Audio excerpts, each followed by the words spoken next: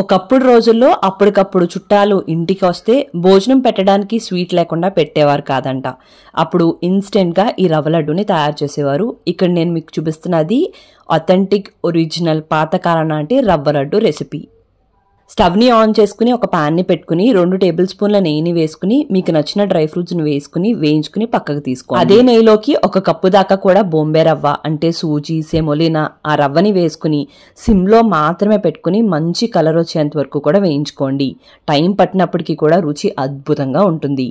ఈ విధంగా రంగు రాగానే పాన్ లోంచి ఇది తీసేసుకోండి. అదే పాన్ లోకి 1/2 కప్పు దాకా కూడా పచ్చి కొబ్బరిని వేసుకుని దీన్ని కూడా సిమ్లో మాత్రమే పెట్టుకుని పొడిపొడిలాడేంత వరకు కూడా వేయించుకోండి.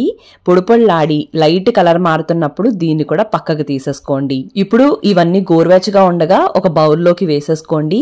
అదే విధంగా దాంట్లోకి 1 కప్పు దాకా కూడా పంచదార, వేయించి పెట్టుకున్న డ్రై ఫ్రూట్స్, 1/2 టీ స్పూన్ అంత యాలకుల పొడి వేసుకుని ముందొక్కసారి ఇవన్నీ కూడా కలిసేంత వరకు బాగా కలుపుకున్న తర్వాత ముందు 1/2 కప్పు గోరువెచ్చగా ఉన్న పాలని తీసుకుని ఒక్కసారి అంతా కూడా కలిసేలా కలుపుకుని ఉండ చేయడానికి ట్రై చేయండి. అవ్వకపోతే కనుక మరొక 2 టేబుల్ స్పూన్ల దాకా కూడా వేసేసుకోండి. అలా అని మరీ ముద్దగా అయ్యేంత వరకు కూడా పాలు వేసేసుకుంటే ఇవి గట్టిగా అయిపోతాయనే విషయం మర్చిపోకండి.